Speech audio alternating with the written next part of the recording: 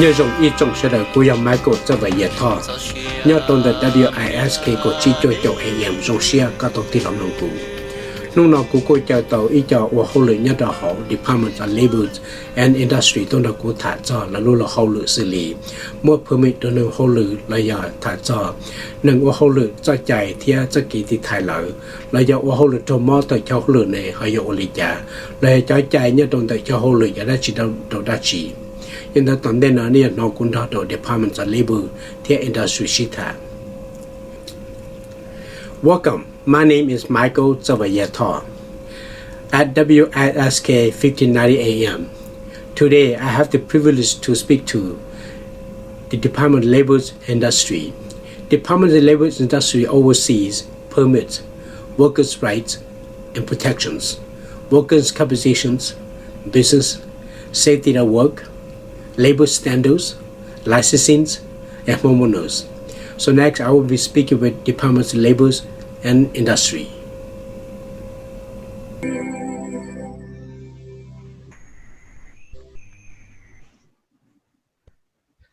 Well, ladies and gentlemen, welcome to the show. Can you all hear me? Yes. All right. Let's have introductions before we go on with the shows. Welcome to my shows today.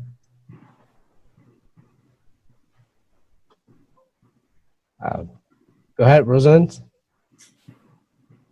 Good afternoon. I'm delighted to be back in your studios. Thank you as we grow the DLI Hmong Community Partnership. We are extremely grateful for the opportunity to address the community.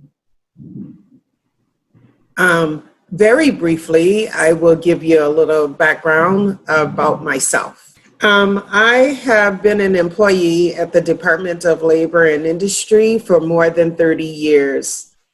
I worked 30 years and then I took a break and I came back under the Walz administration as the Deputy Commissioner. Okay. The last time we were here, we gave you a very quick overview. And today we're going to start to take a deeper dive into the programs at Labor and Industry. We will be profiling our Workplace Safety Consultation unit today. We have the manager with us who will speak directly about his program. But before we have him on, I will talk a little more broadly about the Department of Labor. The Department of Labor is a regulatory agency which concern itself with workplace regulations, including labor standards, which include wage and hour provisions. We provide assistance to employees that have questions or concerns or complaints about minimum wage, overtime, child labor laws, or need assistance with paycheck discrepancies or need assistance with collecting final wages that are owed. We also regulate workers' compensation, which is really an insurance policy of sort that ensures that if employees are injured while on the job, the employer is required by law to cover any medical coverage costs that the employee may need because of a work-related injury. And we also provide wage replacement for wages lost due to work-related injuries. Additionally, the department concerns itself with construction codes and licensing. I want the community to be aware that Complaints made to the Department of Labor and Industry are kept confidential. By law, the department is prohibited from releasing the names of complainants. Therefore, we would like to assure the community that we welcome your input. We rely on you to bring to our attention where violations are occurring, and you can be assured that we will keep your name confidential as we investigate those complaints. Part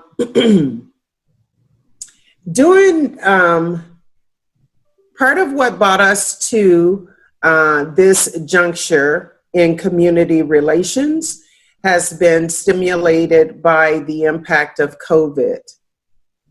During the COVID response, labor and industry has been recognized as the lead agency to produce a guidance that is designed to assist employers as they reopen on ways to keep their employees safe. The Workplace Safety Consultation Unit with Director Tyrone Taylor has been instrumental in helping with that guidance, and he will talk more specifically about the different areas where guidance has been provided. With that, we want to talk a bit more about worker protection and what employees can reasonably expect in the workplace, or if they are returning to a business that had been previously shuttered because of COVID. Those are my comments. If you'd like me to address other areas of labor and industry, I'm happy to do so. Otherwise, I think this is a great segue to pass the mic to Tyrone. Thank you for the update. What about places where a lot of the community, especially the Hmong communities, work places, and most of them don't speak the language? And when the companies are required to go back to work, and how is the social distance going to be placed at the at the workplace too? Please repeat your question. The question is, a lot of the Hmong community now, they're going back to work, and a lot of them don't speak the language, English, and don't understand English. And the workplace, where they call back to work, is the social distance going to be placed at work as well? That need to be 6 feet apart from each other at work. Yes.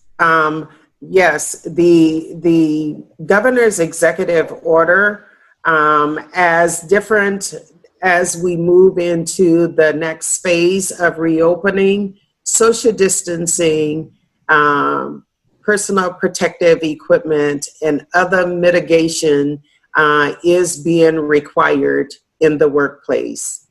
Okay. So if the safety equipment is not put in place at the workplace, is there something the worker need to be aware of? Yes, workers can communicate with the Department of Labor if the employer is not compliant with the governor's executive order, which does direct businesses to create mitigation within the workplace to keep workers safe. Therefore, if workers are returning to places of business where they do not feel safe, or that it is obvious that the employer is not compliant with social distancing, those employees may contact the OSHA compliance area for intervention. Okay.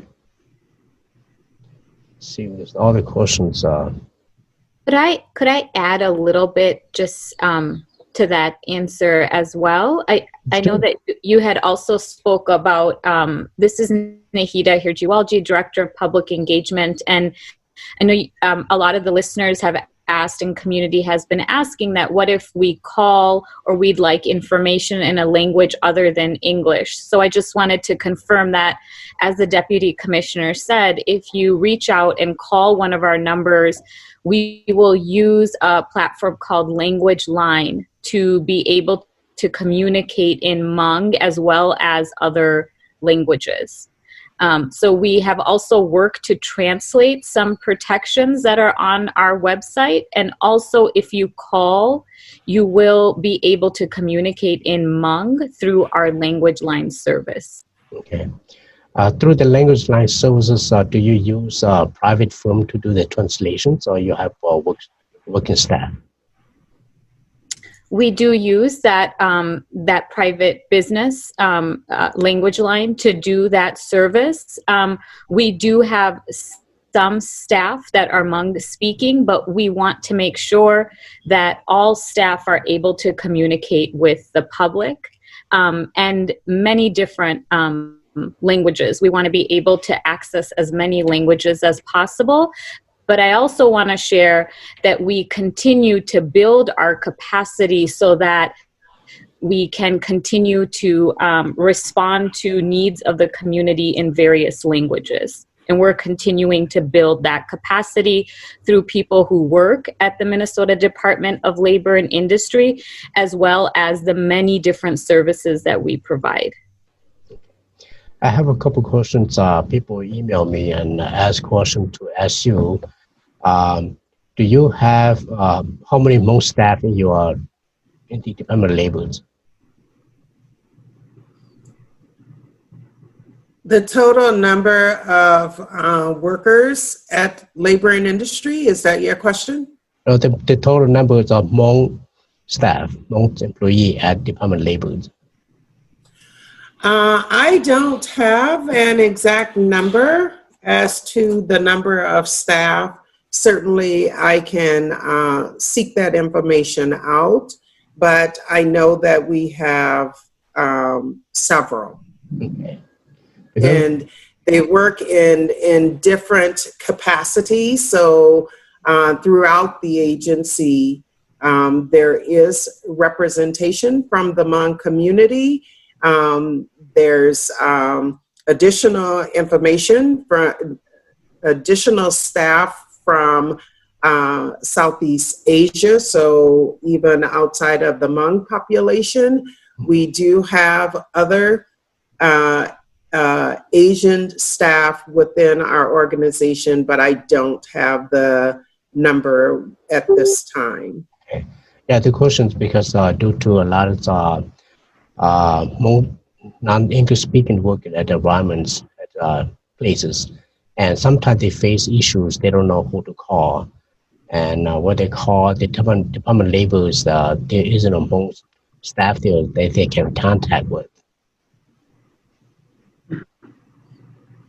Well, diversity and inclusion is one of the cornerstones of the WALS administration, and Labor and Industry is diligently working to recruit a diverse workforce.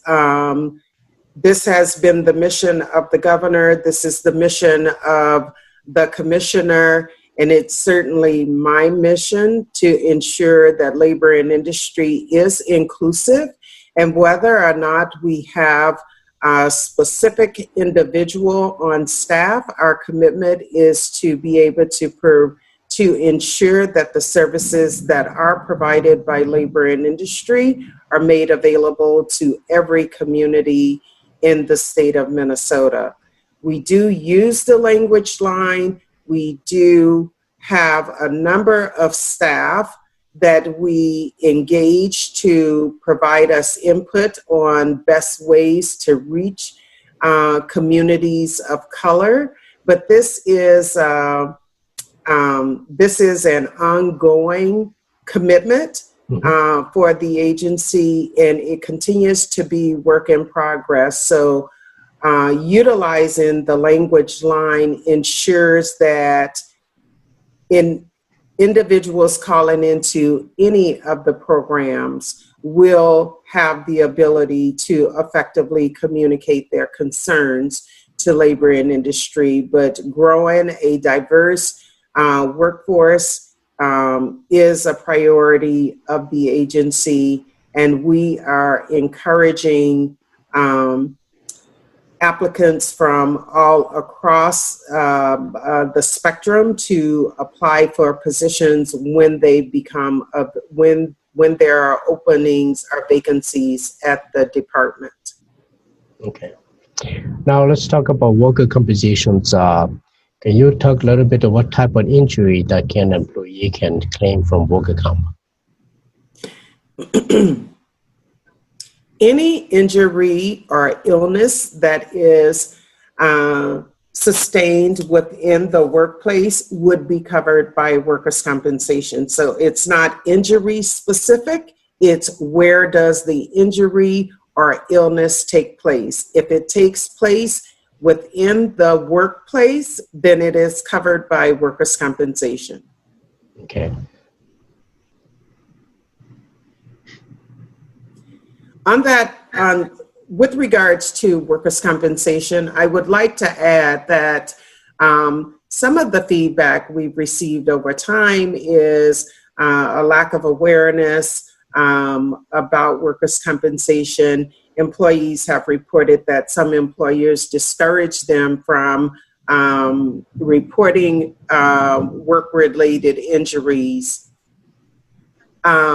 I would just like to go on the record that every employer is required to carry workers' compensation insurance, and that workers' compensation insurance is there to support employees when and if they are injured in the workplace.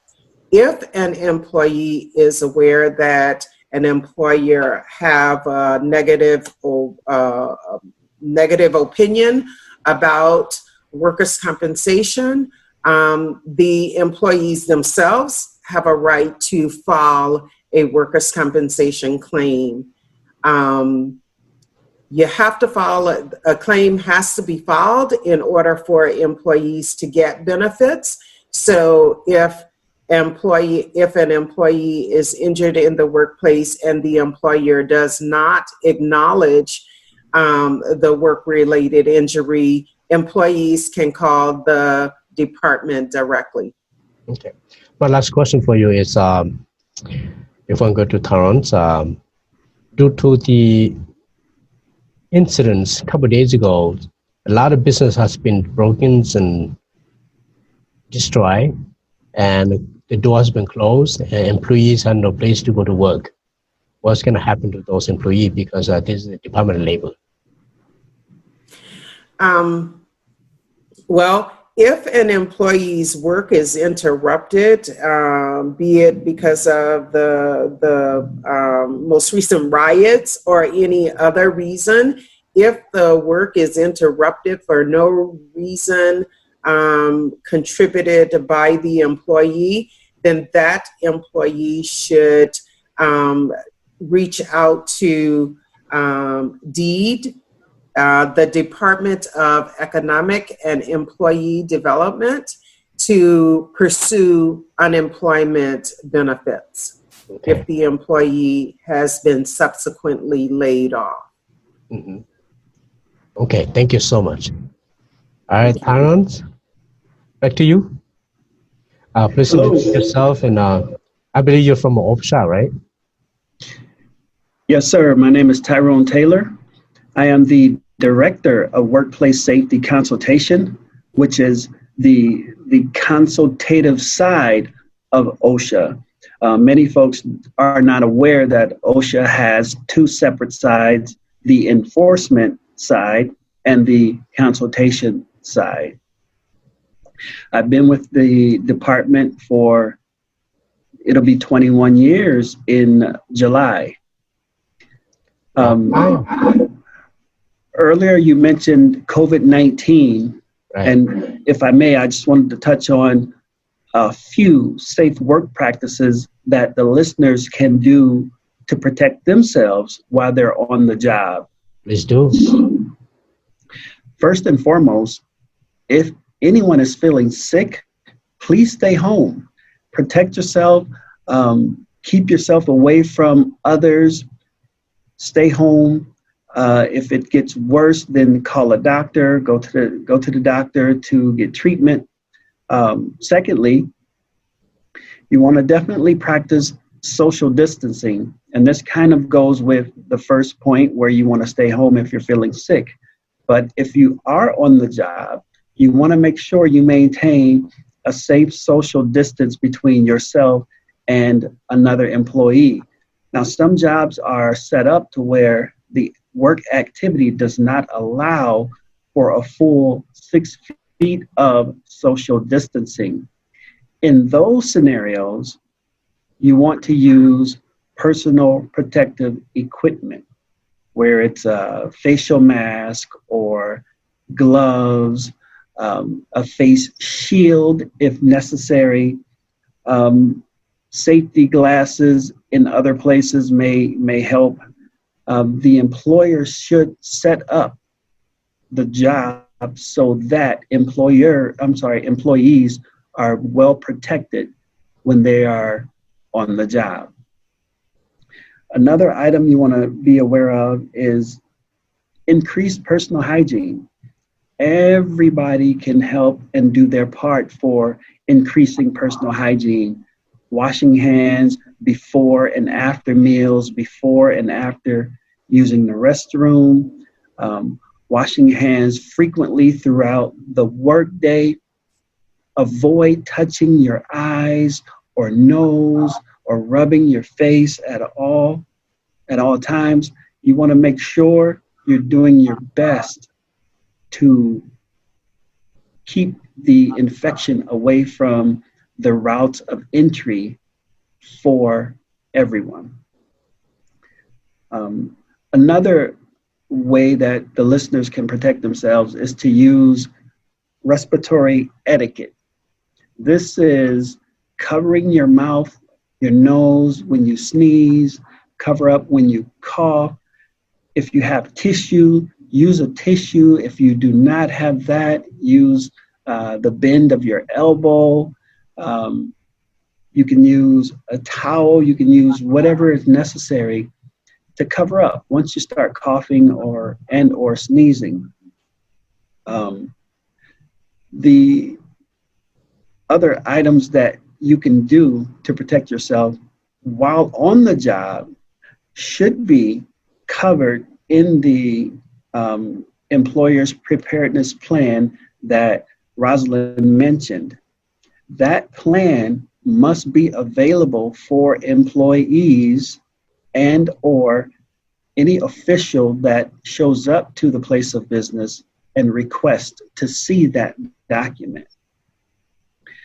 Workplace safety consultation, we provide free, voluntary, and confidential safety and health assistance to Minnesota businesses. So if employers desire to create a preparedness plan or they want to have their preparedness plan reviewed, we're definitely available. Please give us a call. You can also use our website, the Department of Labor and Industry website, to access our request form. A little bit more about consultation. We have several consultants, safety and health, who are able to provide training, technical information. They can perform presentations, and they can offer on-site consultations to employers throughout the state of Minnesota. We do not, again, I explained that there are two sides to OSHA. There's an enforcement side and a consultation side. The consultation side does not issue citations, fines, or penalties, provided the employers fix all of the serious safety hazards that we identify. Now, at that point, I want to pause and give a break for any questions that you may have for consultation. And you mentioned consultation is free of charge to the employers and to employee both. I'm sorry, I didn't hear you. Yeah, the consultations is a free of charge for the employer. Yes, sir. Consultations are absolutely free of charge and they're confidential. The only information that consultation shares is with the employer. We do not share that information with any other entity. Okay. It's good to know. I thought you just enforce the law and get tickets. Yeah, you know, there's the side that definitely enforces the law but along with enforcement, you have to be able to train, you have to be able to teach, you have to be able to help employers grow and do better. So that's where the consultation side comes in. Yeah. People are all people, every employer, they all need help. Absolutely. Okay. And the services that we provide can be small or they can be an entire facility, you know, top to bottom, front to back. So give us a call and we'll definitely ensure that we provide the top-notch service that we're known for. Good. It's good to know. All right. Any update from COVID-19? So we have created approximately 18 guidance documents for various industries throughout the state of Minnesota. And I'm not going to name them all, but obviously construction, we have manufacturing, we have meat processing. We even created a guidance for golf courses and bait shops. So we cover the whole gamut of industries within the state.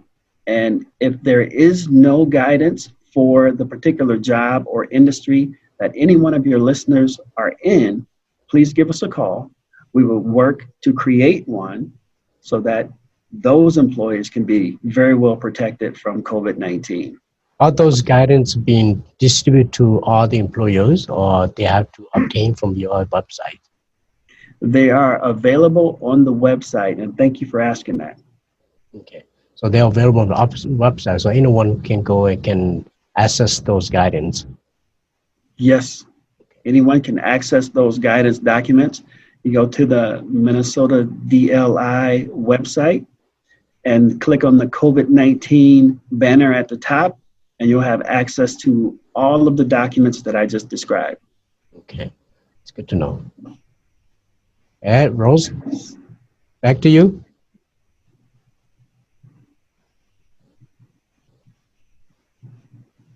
Yes, sir. Thank you. So just to sort of wrap up, we look forward to our continued working relationship with Hmong Radio. We look forward to bringing you more specific information on both the labor standards. That's the wage and hour unit that deals with a lot of the employee concerns. And we would like to profile that unit to do a much deeper dive into areas of discussion that might be informative to your listeners, and then continuing in that same kind of vein, we look forward to bringing you more information on the workers' compensation system and how individual employees can access that system, as well as providing information to the Hmong employer community on ways to ensure that they are in compliance with the law. We appreciate this opportunity to work with Hmong Radio to reach the Hmong community. We invite you to provide us feedback on the information that was provided today, but also we invite you to provide feedback to labor and industry on any issue that is under labor and industry purview. So we value community input, and we think that this is a great opportunity to reach the Hmong community, and we look forward to hearing back from you individually or collectively through Hmong Radio. Thank you. Thank you. Any last thought before we end the show today? Just give us a call. We'll be glad to help. Thank you so much. Thank you so much for being on my show, WSK 1590 AM, and hopefully to the next time we'll bring in an interpreter so they can translate the language more. Thank you so much, and I'll see you again next time. Thank you. All right. Thank you.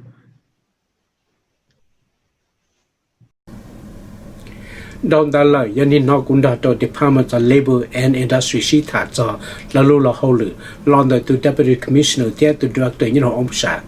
Be thought so the hatia ya to you to monya to holu ne you ha yo wadachi. La ya you mo holu ne to kin zung zhou. Li ha ori jatia, la ya ta shiro to kube ko jo lori no, e you lu chao holu hu you kamo holu ne, the holu la han badachi tia la bomba kong si, to you di tai you to king, ka so to ka mo ki ka mo lon de lu lung le tu. In the bay chung sun so tu, to ni no be shi ta ni no la, kun chang to de ni ya ke to te ya da chi pa do ni, to da ka mo holu la, e ku ya ma ko za ba ya, xin ji do.